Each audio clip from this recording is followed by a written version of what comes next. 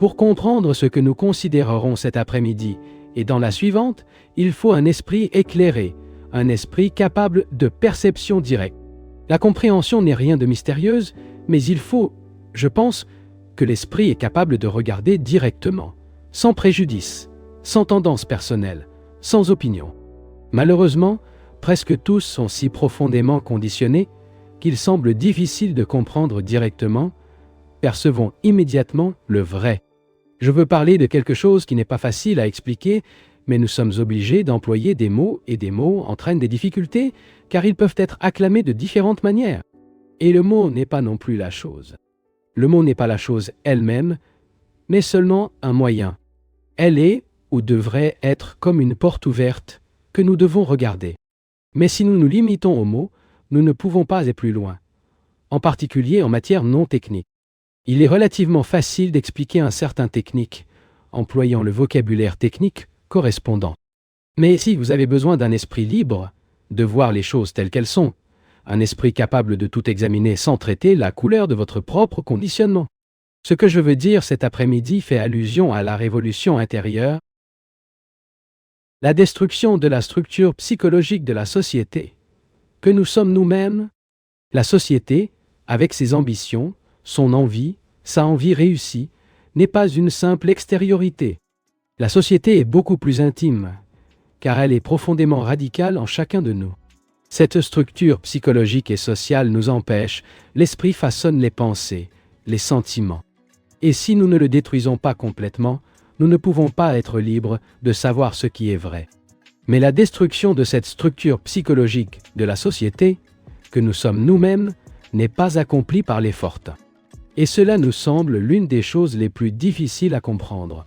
Je ne donne pas le mot pour comprendre une signification mystique ou mystérieux. Vous devez savoir que lorsque nous écoutons quelque chose tranquillement, sans tension, et nous vous appliquons notre esprit pour comprendre complètement et rapidement. Mais si habitué à l'effort que lorsque je vous dis de vivre sans effort, vous trouvez cela très difficile à comprendre. La structure psychologique de la société est ce que nous sommes, ce que nous pensons, ce que nous ressentons, l'envie, l'ambition, la lutte pérenne de la contradiction consciente et inconsciente. Et dans cette structure, nous nous voyons emprisonnés. Pour s'en libérer, nous pensons qu'il est nécessaire de faire un grand effort. Mais l'effort implique toujours des conflits, une contradiction, n'est-ce pas? Lorsqu'il n'y a pas de contradiction, il n'y a pas d'effort. Vous vivez. Mais il y a la contradiction, créée par la structure de la société dans laquelle nous vivons. Il y a un conflit. Une bataille qui est toutes les heures, consciemment ou inconsciemment, en chacun de nous. Et je pense que tant que toute cette structure psychologique n'est pas parfaitement comprise et brisée, non possibilité que nous devrions vivre une vie pleine, ou comprendre ce qui est au-delà de l'esprit. Vous voyez, le monde devient de plus en plus superficiel. Il y a une prospérité croissante dans le monde. L'intérêt de la part de l'État en matière de protection sociale et de progrès remarquables est accompli dans de nombreuses directions. Mais intérieurement, nous restons plus ou moins statiques, cultivant les mêmes normes et anciennes, les mêmes croyances. Nous pouvons parfois modifier nos dogmes en les adaptant aux circonstances, mais nous vivons superficiellement nos vies. Nous rayons toujours la surface, sans jamais descendre en dessous. Et aussi sages que nous le soyons, autant de connaissances et d'informations que nous avons sur tant de choses, tant que nous ne faisons pas pleinement, profondément, toute la structure psychologique de notre être, je ne vois pas comment nous pouvons être libres, et donc les créateurs. Ainsi, je veux considérer, avec vous, en ces après-midi, comment nous pouvons effectuer une révolution psychologique, sans effort. J'utilise le mot effort pour combattre, essayer, atteindre ou voir quelque chose. L'emploi en référence à l'esprit qui, impliqué dans la contradiction, lutte pour surmonter, discipliner, s'adapter, s'ajuster, produire une modification en soi. J'utilise le mot « effort » sur tout cela. Il est possible de faire une révolution totale, sans effort, non seulement dans l'esprit conscient, mais aussi dans les couches les plus profondes de l'inconscient. Parce que lorsque nous obligeons à promouvoir en nous une révolution psychologique, elle désigne la pression, l'influence, le motif, la direction, tout le résultat de notre conditionnement. Vous pouvez entendre de différentes manières. Nous pouvons entendre en essayant d'interpréter ce que l'autre dit ou en comparant ses dictons avec ce que nous savons déjà. Vous pouvez écouter avec toutes les réactions de votre propre mémoire, mais il n'y a qu'une seule façon d'écouter, qui est à l'écoute sans le bavardage pensé. Je ne sais pas si vous l'avez essayé, écoutez simplement une chose agréable ou désagréable sans projeter votre propre processus de réflexion. C'est difficile, un véritable art, car nous comparons, jugeons, évaluons et condamnons toujours. Nous n'entendons jamais simplement. Nous ne voyons jamais vraiment une chose, car nous le disons dès qu'il est beau ou laid, ou cela ou cela. Donc peut-être cet après-midi, écoutez sans être d'accord ou en désaccord avec ce que vous dites, sans projeter vos propres idées ou interprétations, mais sans être hypnotisé. Au contraire, l'écoute nécessite une attention totale. Mais l'attention n'est pas une concentration. Focus, concentration, exclure, et cette exclusion crée une barrière lors de l'écoute. Je ne dis rien d'extraordinaire. Vous pouvez essayer de vérifier cela directement et très rapidement. En écoutant naturellement et calmement, sans exclusion, il écoute tout. Non seulement les mots, et vous vous sentez également au courant et réaction intérieure. Les mots sont alors un moyen d'ouvrir la porte à travers laquelle vous pouvez vous regarder. Donc, si pendant ces conférences, vous pouvez écouter de cette manière, je pense que, alors, l'acte même d'écoute produira une révolution fondamentale, profonde. Parce que, dans cet état d'attention totale, aura déjà été libéré de son conditionnement. Notre conditionnement conscient et inconscient est très profond et puissant, n'est-ce pas? Nous sommes chrétiens, hindous, anglais, français, allemands, indiens, russes. Nous appartenons à cette Église ou à cette Église avec tous ses dogmes, à telle ou telle race avec tout son fardeau historique. Superficiellement, notre esprit est éduqué. L'esprit conscient est éduqué selon la culture dans laquelle nous vivons. Et cela peut être possible de démêler avec une relative facilité. Il n'est pas très difficile d'arrêter d'être anglais, indien, russe ou ce que nous sommes, ou abandonner une certaine église ou religion. Mais beaucoup plus difficile est de déconditionner l'inconscient, qui joue un rôle beaucoup plus important dans nos vies que dans l'esprit conscient. L'éducation de l'esprit conscient est utile et nécessaire pour avoir un moyen d'obtenir un soutien ou d'exécuter une fonction donnée. Et c'est ce qui compte principalement pour nos éducateurs. Nous sommes informés de faire certaines choses, de travailler plus ou moins mécaniquement, d'une certaine manière. Ceci est notre éducation superficielle. Mais intérieurement, inconsciemment, profondément, nous sommes le résultat de milliers d'années d'efforts humains. La somme totale des luttes, des espoirs et du désespoir de l'homme, de sa recherche éternelle de quelque chose de transcendant. Et cette accumulation d'expériences se poursuit en nous-mêmes. Être conscient de ce conditionnement et de cette libération nécessite une grande attention. Nous avons ensuite la question de savoir s'il y a quelque chose de permanent. Y a-t-il quelque chose de permanent? Qu'entend-on par permanence? Ce bâtiment peut durer environ 100 ans s'il n'est pas détruit par un incendie, une bombe ou autre chose. Mais avons-nous besoin psychologiquement d'une telle permanence? Avons-nous besoin de la perpétuation que nous sommes, avec toutes nos luttes, nos médiocrités, notre insignifiance, nos créations, nos angoisses et nos sentiments de culpabilité? Vous pouvez dire que ce n'est que la surface et que nous devons le dépasser. Et dépasser cela signifie trouver quelque chose de permanent. Et projette ainsi l'idée de l'âme en tant qu'entité permanente, nourrie des idées sur le ciel, Jésus, et croit en Dieu. Mais y a-t-il quelque chose de permanent? Lorsque nous considérons ce sujet, lorsque nous enquêtons et comprenons, nous ne constatons pas que rien n'existe à l'extérieur ou intérieurement. Biologiquement, vous changez tous les jours. Chaque minute. Votre sang change tous les 7 ans. Mais psychologiquement, intellectuellement, est attaché à certaines idées. Et il n'y a pas de bombe qui peut détruire ces idées. Vous êtes anglais, catholique, ou ceci ou cela, et c'est donc pour le reste de votre vie. Rien ne peut secouer votre position. Est-ce la permanence, n'est-ce pas? Et si cette permanence n'est qu'une réaction à la contradiction, au conflit, comme elle est vraiment, que se passe-t-il? Si tout est vraiment en flux, en mouvement, si la vie s'écoule sans cesse, comment l'esprit peut-il soutenir par le temps la reconnaissance et l'attachement à la permanence? Comment l'esprit peut-il connaître les intemporels? Vous savez que pour ceux qui sont religieux, au sens conventionnel, Dieu est une entité permanente qui existe de l'éternité dans l'éternité. Et si nous n'avons aucune inclination religieuse, nous avons inventé des substituts. L'État, l'idéologie, ceci ou cette autre utopie. Que nous soyons à Moscou ou à Rome, c'est essentiellement la même. Il n'est pas possible de sortir psychologiquement du temps, et non nous pensons absolument en termes de permanence ou d'impermanence. Une personne ne peut-elle pas vivre, exister dans un état aussi complètement attentif, si complètement hors du temps, considéré comme aujourd'hui et demain, que toutes les angoisses de désir, tous les souvenirs et les attentes sont des choses mortes? Maintenant, pour un problème aussi grave, il n'y a pas de réponse. Oui ou non?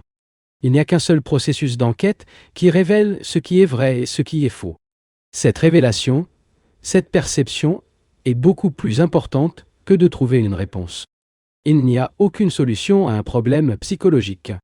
Il existe des solutions aux problèmes mécaniques, mais un problème psychologique doit être étudié, doit être approfondi par vous-même. Et comme vous regardez, comme enquêtez, vous vous rendez compte que le problème disparaît, n'est plus une charge, et en est exempt. L'ensemble du processus de pensée, comme la connaissance.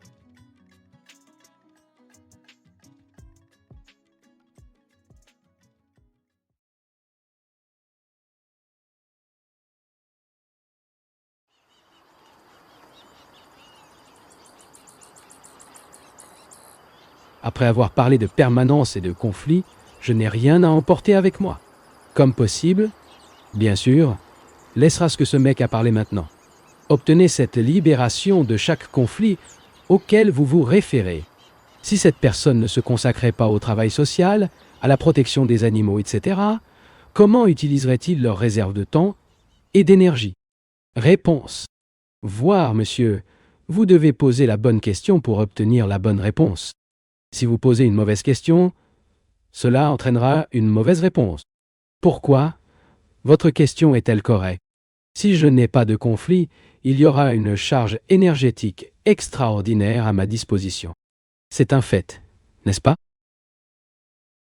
La plupart de notre énergie se dissipe dans le conflit, dans la bataille incessante que nous faisons en nous et avec nos semblables.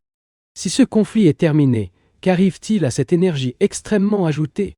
De toute évidence, cela découvrira seul à la fin du conflit si cela se produit. Qu'entend-on par énergie? Nous connaissons l'énergie générée par le conflit. Un homme ambitieux se précipite, se bat avec ténacité pour atteindre sa cible et qu'il génère une certaine qualité d'énergie difficile. Tout le monde sait ce que l'ambition implique, mais lorsque l'ambition cesse totalement, qui ne représente pas un état d'apathie ou d'indifférence, il n'y a pas d'énergie qui n'a rien en commun avec l'énergie du conflit. L'énergie du conflit, de la concurrence, de la haine, ne peut bien sûr pas se comparer à l'énergie de l'affection. Car l'affection ou l'amour n'est pas l'opposé de la haine. Lorsqu'il y a une énergie abondante de la libération de chaque conflit, la personne peut continuer à exercer son emploi, ou à servir son entreprise, ou à dépenser cette énergie totalement différemment. Laissez-moi vous dire quelque chose. En général, nous sommes insensibles. Ou nous sommes sensibles à la belle, et nous nous battons pour repousser le laide. Mais s'il n'y a pas de conflit entre le beau et le laid, s'il y a simplement l'état de sensibilité, qui est aussi une expression d'énergie, alors tout devient vivant. Chaque couleur est une couleur ardente, intense, pas simplement rouge, bleu ou blanc. Chaque pensée, chaque sentiment est entièrement consommé dans cette flamme. Et si cette énergie n'est pas demandée ou donnée, ma femme, ma maison, mes enfants, mon travail, ma patrie ou ma croyance, c'est alors la tranquillité totale. Dans cette tranquillité, il y a un grand mouvement. mais pas d'un point à un autre. Un mouvement non lié au temps. Et c'est, dans mon sentiment, la création. C'est Dieu, ou le nom que vous préférez. Mais pour exister de l'immobilité totale, chaque type de lutte, de conflit, de désir de devenir quelque chose, chaque exigence de plus d'expérience, tout doit cesser. Mais ce que je fais bien en parlant, voyez, pour moi, ce que je dis n'est pas spéculatif. Mais si je vous parle de quelque chose que vous ne savez pas, cela devient naturellement spéculatif pour vous. Donc, irréel. Il me semble que, au moment où j'entre en soi, un problème est présenté. Celui-ci travaille ensuite pour résoudre le problème, et c'est absurde. Ce n'est pas le seul moi problème. Ma famille en toute sécurité, mon hypothèque, mon et mon, qui exige, dans laquelle l'entité humaine entière est enchevêtrée. Est-il possible de vivre dans ce monde et d'éliminer le moi donné, avoir une femme, un mari, des enfants, avoir une maison, et en même temps d'avoir un problème de sang? Hindous, nous nous asservons à l'hindouisme jusqu'à la fin de la vie. Aller au travail tous les jours, pour voir les mêmes gars habituellement.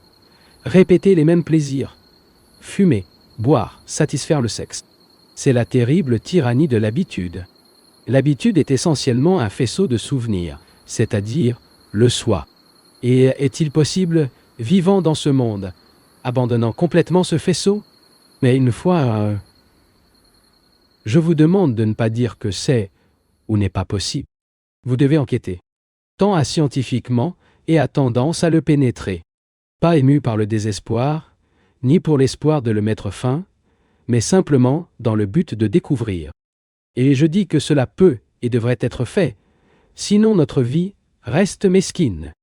Vous pourrez peut-être écrire de la poésie, peut-être un homme célèbre, exercer une position importante, avoir une belle villa, une femme charmante, des enfants talentueux, etc. Mais, tant qu'il n'est pas libéré de soi, il continuera dans l'arrestation construite par l'homme, incapable d'aller plus loin. Seigneur, tu peux poser autant de questions que vous le souhaitez, mais nous revenons toujours à la même chose, c'est-à-dire votre capacité à regarder, à écouter et à découvrir. Et cette capacité n'est pas quelque chose qui devrait être nourri et se développer, car au moment où vous vous appliquez pour développer quoi que ce soit, cela devient une habitude de venir, une forme de connaissance à laquelle il utilise toujours. La chose parce que c'est vraiment très subtil. Cela nécessite toute une attention à toutes les heures. Maintenant, un moment. Quand je dis en tout temps, cela ne signifie pas que l'attention totale devrait être un processus continu et ininterrompu. Cela ne fait pas de mal de l'interrompre. Si vous le faites, récupérez-le de temps en temps et essayez de découvrir pourquoi vous l'avez interrompu, gardant ainsi votre esprit actif. Quand il n'y a pas de moi, qu'est-ce que ce qui ressemble et écoute? Soit, ce ne sont pas des problèmes théoriques ou théologiques. Si une personne a un intérêt sérieux à se comprendre, il verra que tous les efforts pour se dissoudre ont une raison. Il résulte d'une réaction et fait donc encore partie du soi. Que pouvez-vous faire alors? Vous pouvez voir le fait et ne rien faire à ce sujet. Le fait est que chaque pensée, chaque sentiment est le résultat de la société, avec ses ambitions, son envie, sa cupidité. Et tout ce processus est le soi. L'acte même de percevoir pleinement ce processus est sa dissolution. Aucun effort n'est nécessaire pour le dissoudre. Réaliser une chose toxique, c'est s'abstenir de le toucher. Question. Direz-vous que l'effort est destructeur? Réponse, c'est ce que j'ai dit tout ce matin. Je ne sais pas pourquoi il est si difficile de comprendre une chose aussi simple. Si deux personnes assistent pour se battre, bien sûr, il ne peut jamais y avoir de paix entre eux. De même, les nations du monde pourront signer traité avec paix, et ainsi de suite, mais ne pourront pas vivre en paix les uns avec les autres. Ils sont nationalistes et insistent pour garder leur gouvernement souverain. Ou comme ils sont fiers d'être français, anglais, et ainsi de suite. Éliminer tout cela ne nécessite aucun effort temps.